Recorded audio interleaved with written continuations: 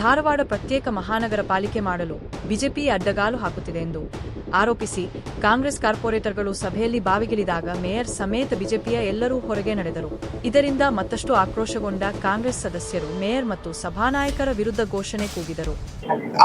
ಆ ದಿನದಲ್ಲಿ ಕಾಂಗ್ರೆಸ್ ಶಾಸಕರು ಮತ್ತು ಬಿಜೆಪಿ ಶಾಸಕರು ಮತ್ತು ಸಂಸದರು ಎಲ್ಲರೂ ಕೂಡಿ ಪ್ರತ್ಯೇಕ ಮಹಾನಗರ ಪಾಲಿಕೆ ಆಗ್ಬೇಕಂತೇಳಿ ಸದನದಲ್ಲಿ ಚರ್ಚೆಯನ್ನು ಕೂಡ ಮಾಡಿರ್ತಾರೆ.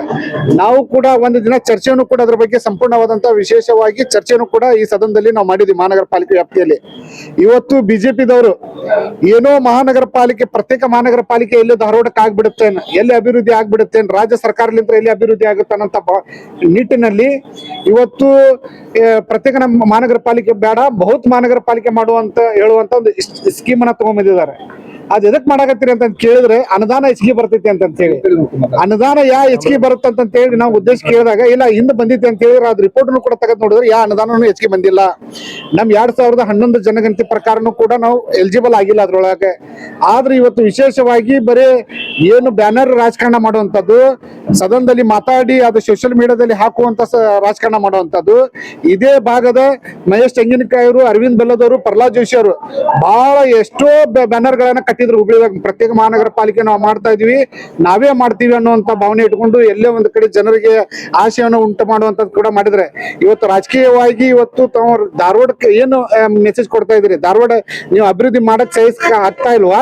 ಇವತ್ತು ಮಾಧ್ಯಮದ ಮುಖಾಂತರ ನಾ ಬಿಜೆಪಿ ಅವ್ರಿಗೆ ಹೇಳ್ತಾ ಇದ್ದೀನಿ, ಇವತ್ತು ನೀವು ಏನು ಅಭಿವೃದ್ಧಿ ಮಾಡ್ಲಿಕ್ಕೆ ಧಾರವಾಡ ಅಭಿವೃದ್ಧಿ ಆಗ್ತಾ ಇದೆ ಪ್ರತ್ಯೇಕ ಮಹಾನಗರ ಪಾಲಿಕೆ ಆದ್ಮೇಲೆ ನೀವು ಅದು ಮಾಡ್ಲಿಕ್ಕೆ ಅಡ್ಡ ಮಾಡ್ಲಿಕ್ಕೆ ಹೊಡ್ತಾ ಇದ್ರಿ. ನಾವು 100% ನಾವು ವಿರೋಧ ಮಾಡ್ತಾ ಇದ್ವಿ.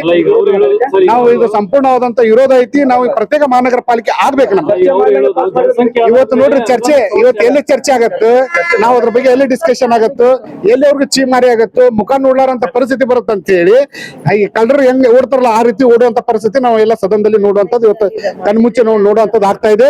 ಇವತ್ತು ಇಡೀ ನಮ್ಮ ಶಾಸಕರು ಕೂಡ ನಾವು ಈ ಗಮನ ತಗೊಂಡ್ಬಂದಿದ್ವಿ, ಈ ರೀತಿ ಬಂದಿದೆ ಸರ್, ಮತ್ತೆ ಯಾವ ರೀತಿ ಮಾಡ್ಬೇಕಂತೇಳಿ ನಮ್ಮ ಪಕ್ಷದ ಅಧ್ಯಕ್ಷರು, ಶಾಸಕರಿಗೆ, ನಮ್ಮ ಜಿಲ್ಲಾ ಉಸ್ತುವಾರಿ ಸಚಿವರಿಗೆ ಎಲ್ಲರೂ ಕೂಡ ಗಮನ ತಗೊಂಡ್ಬಂದಾಗ ಇದು ತೀವ್ರವಾಗಿ ನೀವು ಬೈಕೌಟ್ ಮಾಡ್ಬೇಕನ್ನೋಂತ ಕೂಡ ನಮ್ಗೆ ಆದೇಶನ ಕೊಟ್ಟಿದ್ರು. ಯಾಕಂತ ಹೇಳಿದ್ರೆ ಧಾರವಾಡ ಜನತೆಗೂ ಕೂಡ ಒಳ್ಳೇದಾಗ್ಲಿ, ಇಲ್ಲಿ 4-5 ಮಂದಿ 7 ಮಂದಿ ಕಾರ್ಪೊರೇಟರ್ಸ್ ಬರೀ ತಮ್ಮ ಹಿಡಿತ ಹಿಡ್ಕೊಂಡು ಅಧಿಕಾರ ಬರ್ಲಿ ಅನ್ನುವಂತ ಉದ್ದೇಶ ಇಟ್ಕೊಂಡು ಇದು ಮಾಡ್ತಿದ್ದಾರೆ. ಸರ್ಕಾರದ ಹೆಂಗ್ ಮಾಡ್ತಾರೆ ಇದು 100% ಇದು ಆದೇಶ ಪ್ರತ್ಯೇಕ ಮಹಾನಗರ ಪಾಲಿಕೆ ಆಗೇ ಆಗುತ್ತೆ.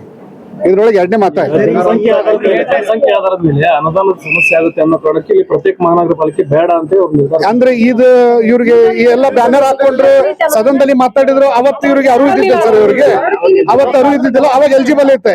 ಈಗ ಎಲ್ಲೇ ಕಾಂಗ್ರೆಸ್ ಇದ್ರಲ್ಲಿ ಸರ್ಕಾರದಲ್ಲಿ ಇದಾಗತ್ತಲ್ಪ ಅಂತೇಳಿ ಒಟ್ಟು ಅಷ್ಟೇ ಇವ್ರಿಗೆ ಬರೀ ರಾಜಕೀಯ ಮಾಡ್ಬೇಕಾಗ್ತದೆ. ಬರೀ ಕ್ರೆಡಿಟ್ ಸಂಬಂಧ ರಾಜಕಾರಣ ಮಾಡುವಂತ ಬಿಜೆಪಿ ಅವರು.